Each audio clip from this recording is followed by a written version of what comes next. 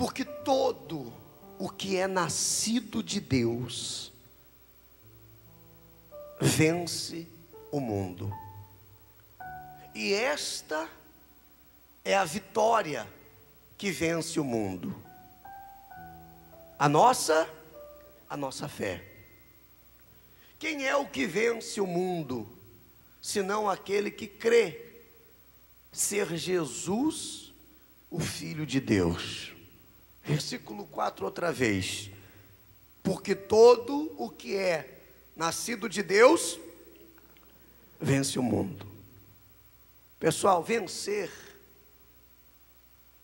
uma luta que surge, um problema que aparece, qualquer um pode vencer. Superar um momento difícil, qualquer um pode superar. Mas a Bíblia está falando, Deus está falando nesta manhã sobre vencer o mundo. E aí, é uma tarefa que só pode ser cumprida pelos nascidos de Deus. Vencer o mundo, que significa, primeiramente, vencer a si mesmo. Porque as vontades do mundo, todos os dias, vêm para cima da gente. A imposição do mundo, da mídia, sim ou não? A vontade da mídia, o pensamento daqueles que não tem nada a ver com Deus.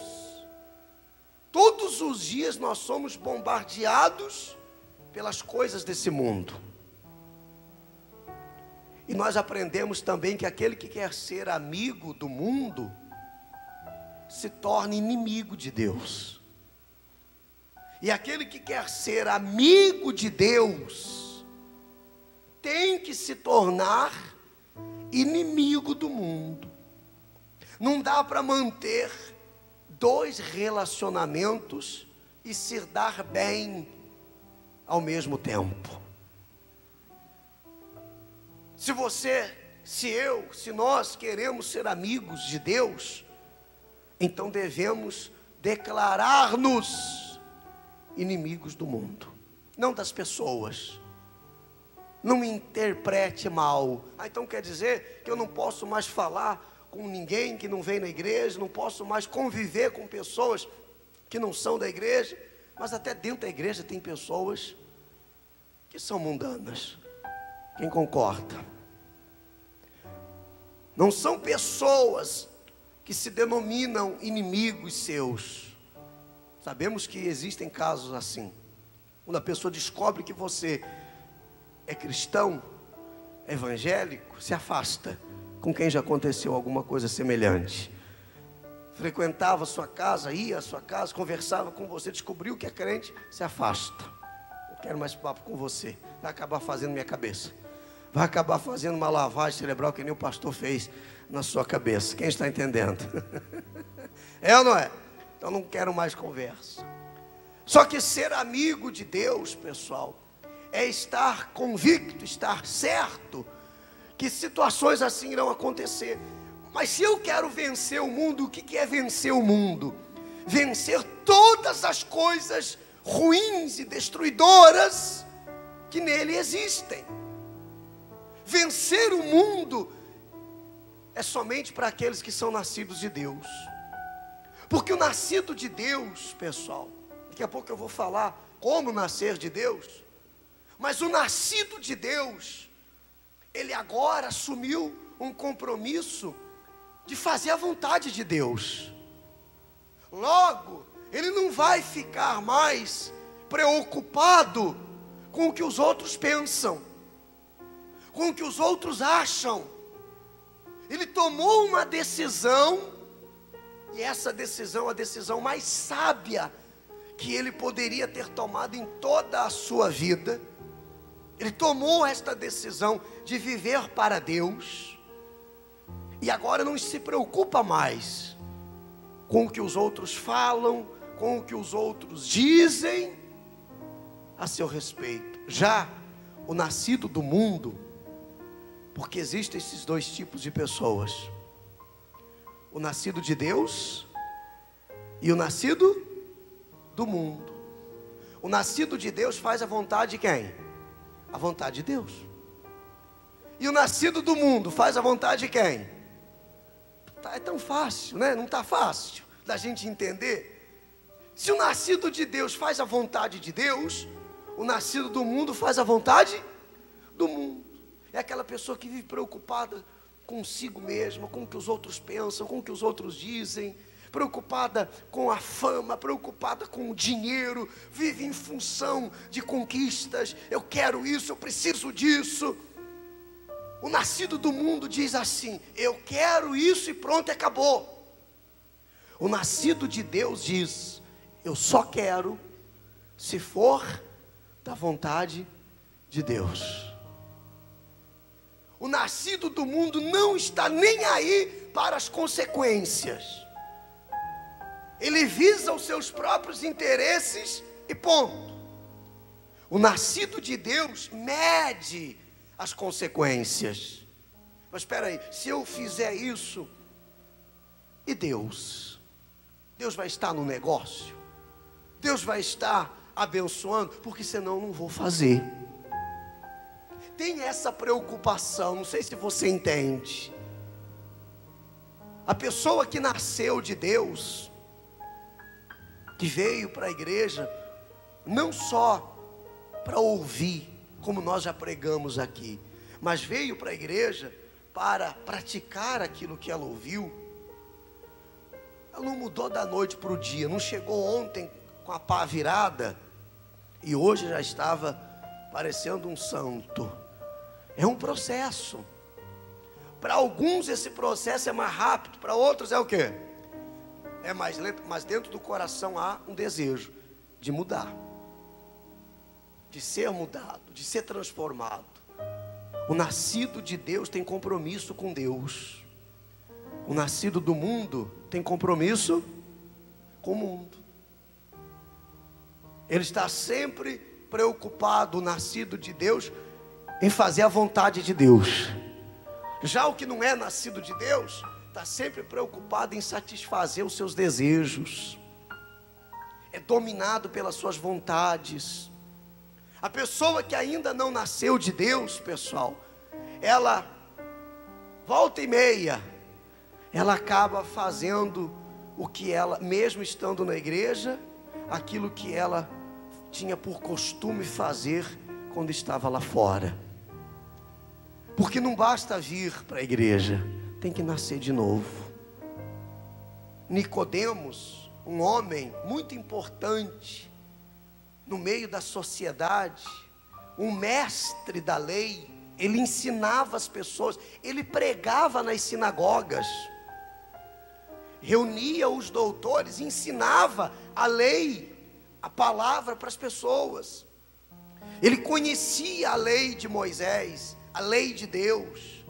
Ele era mestre da lei. E teve um dia que ele foi procurar Jesus.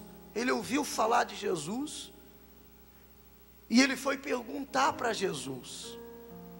A Bíblia diz que ele foi ter com Jesus de noite, para que ninguém visse, porque para ele era vergonhoso, porque lembra que eu falei antes? Estava preocupado com os outros.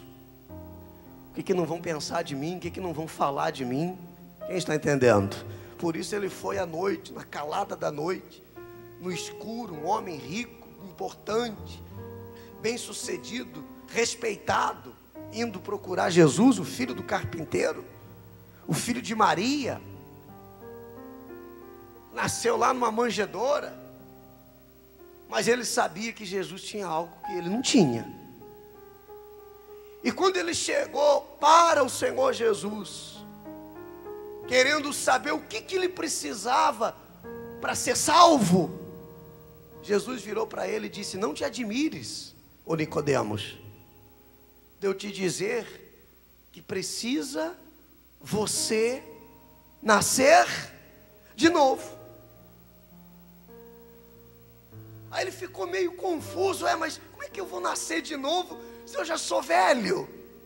Eu vou voltar para o ventre da minha mãe? Aí Jesus explicou: não, Nicodemos, nascer da água e do Espírito. Porque se o homem não nascer de novo, não pode ver o reino de Deus, e muito menos entrar no reino de Deus. Traduzindo o que Jesus estava dizendo para Nicodemos: você tem que deixar os seus costumes de lado, o que você acha que sabe, o que você pensa, e começar a partir de agora a se quebrantar, a se humilhar. Quando a Bíblia diz assim: os que se humilham serão exaltados. Tem pessoas que pegam esse versículo solto na Bíblia e usam de forma totalmente errada. Usa assim, ó: os humilhados serão exaltados. Não são os humilhados que são exaltados, porque eu vejo um monte de gente que é humilhada a vida toda e morre sendo humilhada e nunca foi exaltada. Não é quem é humilhado que é exaltado, é quem se humilha. Entende a diferença? Sim ou não? Uma coisa é eu ser humilhado e continuar sendo orgulhoso. A pessoa vai lá, me humilha, me xinga, pisa na minha cabeça, bota para baixo, só que eu continuo com o orgulho ferido. Quem está entendendo? Agora, quem é que é honrado? Os que se humilham. Então Jesus está dizendo para ele: é hora de você, Nicodemos, começar o quê? Se humilhar. Veja agora outro exemplo. O rapaz que Jesus foi à casa dele comer, que era pecador, que roubava impostos, que era odiado por todo mundo, chamado de ladrão. Qual é o nome dele? Que ninguém queria saber dele, mas que se humilhou. Quando Jesus virou para ele e falou: Zaqueu, desce que eu quero ficar na sua casa hoje. E lá na casa de Zaqueu, a Bíblia diz que Jesus falou: hoje houve o quê? Hoje houve salvação nessa casa, porque ele se humilhou. Se humilhar significa reconhecer os seus erros. Ele reconheceu: eu sei que eu estou roubando as pessoas, eu estou mentindo para as pessoas, eu estou enganando as pessoas, mas eu resolvo a partir de hoje nascer de novo, mudar. Então nascer de novo é conversão. É conversão. O que é conversão? Mudança de direção. Eu estou indo para cá, eu faço uma conversão, começo a andar para cá. Mudança de direção. E a pessoa, desde que ela se conhece por gente, ela anda só para cá. Ela pensa assim, ela acha assim, ela foi na igreja A, na igreja B, na igreja C, na igreja D. Só que ela nunca mudou de direção. Compreende isso? Sim ou não, gente? Ela nunca fez uma mudança de direção. Peraí, então quer dizer que tudo o que eu fiz foi em vão? Então quer dizer que tudo o que eu pensei, que eu falei, que eu lutei foi em vão? É melhor que num dado momento da vida da pessoa, ela pare e diga assim: olha, nem que eu tenha que começar do zero, eu estou disposto, se for para ser feliz daqui para frente. Se for para ser feliz daqui para frente, eu estou disposto então a começar do zero. O que eu não quero é continuar achando que eu estive certo a vida toda, que eu tenho razão a vida toda, que eu sou o dono da verdade a vida toda, e continuar sofrendo também a vida toda. O novo nascimento se dá ou acontece quando a pessoa está disposta a pagar o preço por essa felicidade que ela vai ter. Só que o preço é deixar em segundo plano a minha vontade, o meu querer, o que os outros pensam, o que os outros acham, e colocar Deus no centro. Diga glória a Deus. Colocar Deus no centro. Aí em 1 Coríntios, a Bíblia dá mais um exemplo. Pois assim está escrito: o primeiro homem, Adão, foi feito alma vivente. O último Adão, porém, é espírito vivificante. O primeiro Adão todo mundo sabe quem é. Aquele que se deixou levar pelo que os olhos viram. se seduziu ou se deixou seduzir pelo que a mulher falou. A mulher foi enganada e também enganou o sujeito. Não é culpa só de um, nem culpa só do outro. Porque quando aconteceu deles ter comido a fruta, Adão jogou a culpa para cima de quem? Da mulher. E a mulher jogou a culpa para cima de quem? Deus falou: Adão, o que você fez, Adão? Aí Adão olhou para a mulher e falou: foi ela que mandou. Ela que disse que dava para comer. Aí Deus foi: ô Eva, o que você fez, Eva? Aí ela falou: foi a serpente que falou que eu podia comer. Esse é o primeiro Adão. É aquele que não assume os seus erros. É aquele que não tem humildade para reconhecer que está errado, que está sofrendo, que está fazendo os outros sofrer. O primeiro Adão, que é a alma vivente. O que significa ser alma vivente? Cheia de sentimento, emoções. Aquela pessoa que se fere com facilidade, se entristece com facilidade, está sempre pronta para ouvir, mas nunca para fazer. Quem me entende? Esse é o primeiro Adão. O primeiro Adão, a alma vivente. Aí a Bíblia diz: mas o último Adão, quem é o último Adão? O último Adão, Jesus. O último Adão é espírito vivificante. Aí eu tenho algo muito importante para falar para você. O primeiro Adão, que não era nascido, porque quando ele pecou, ele se tornou nascido do mundo. O pecado faz a pessoa se tornar filha do mundo. Então, quando ele pecou, ele se tornou um mundano. O primeiro Adão, quando desobedeceu, se tornou mundano. Ou seja, a pessoa que desobedece a Deus também é o quê? Mundana.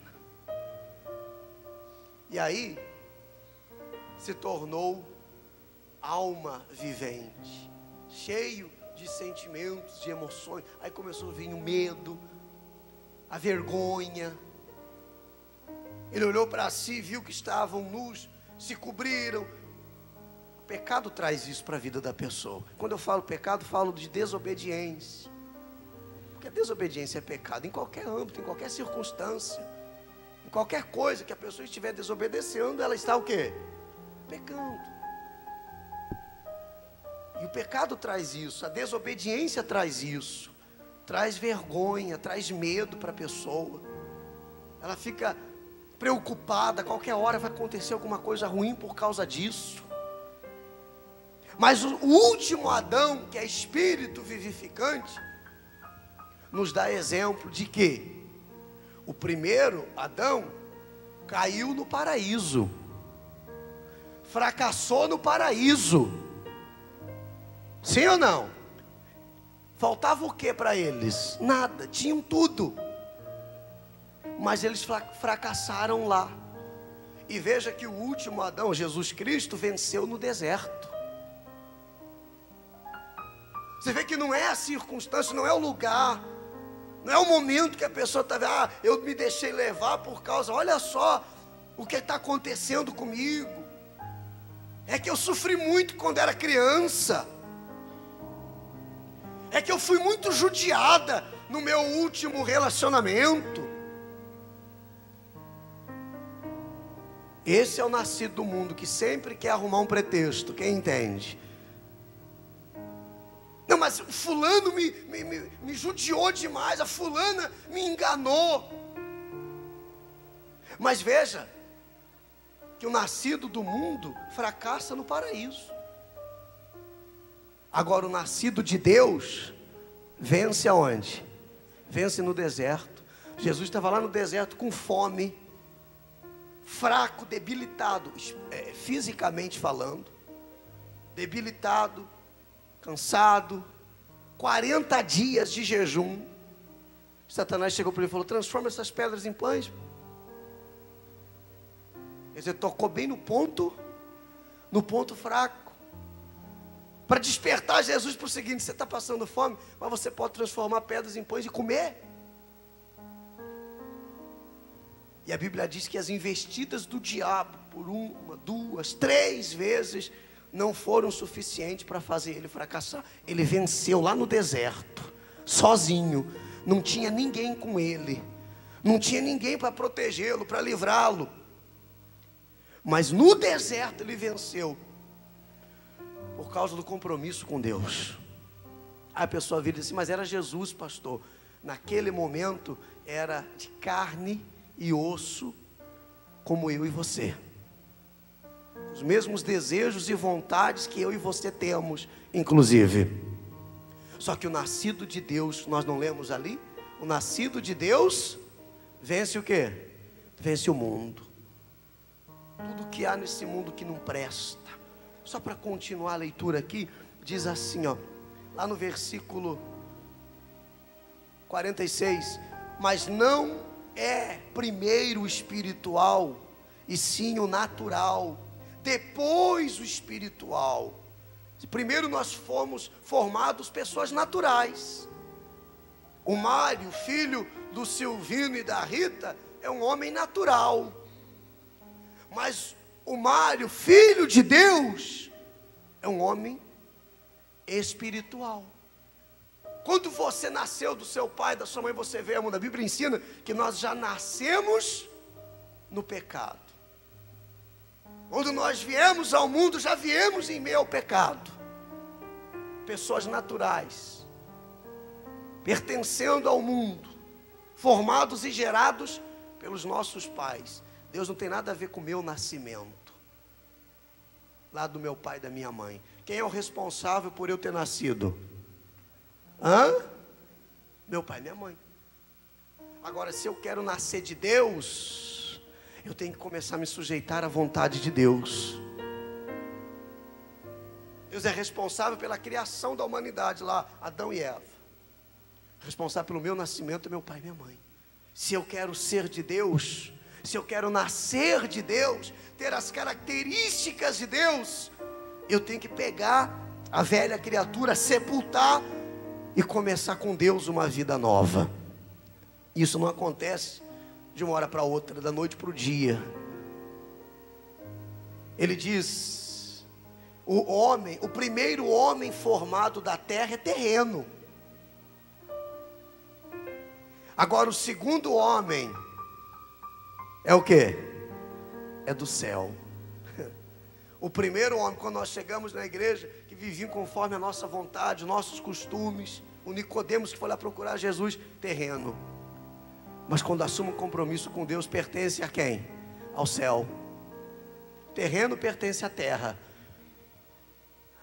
mas o nascido de Deus pertence ao céu. Você pertence a quem? Você ainda é terreno? Você ainda é uma pessoa natural? Ou você se tornou uma pessoa lá do alto, um cidadão do reino de Deus?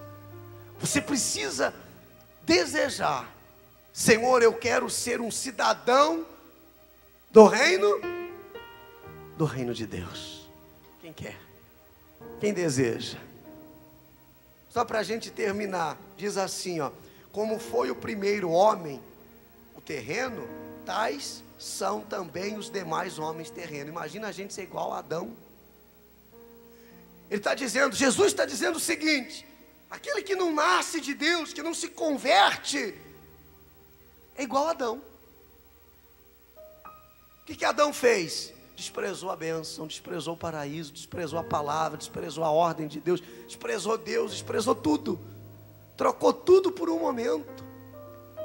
Ele falou: enquanto você for terreno, você vai ser igual ao primeiro homem terreno. Mas aí ele diz assim, ó: e como é o homem celestial, tais também os celestiais. Agora imagina você ser como Jesus foi nesse mundo.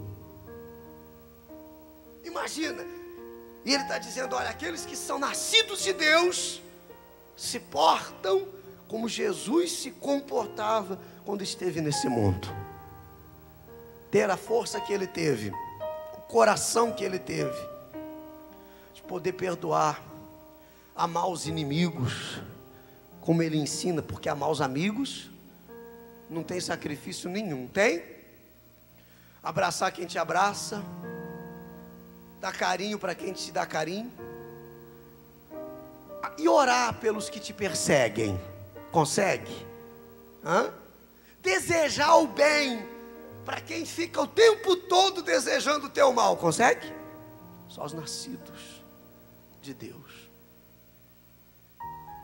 Porque senão a pessoa se torna rancorosa, guarda tudo no coração dela.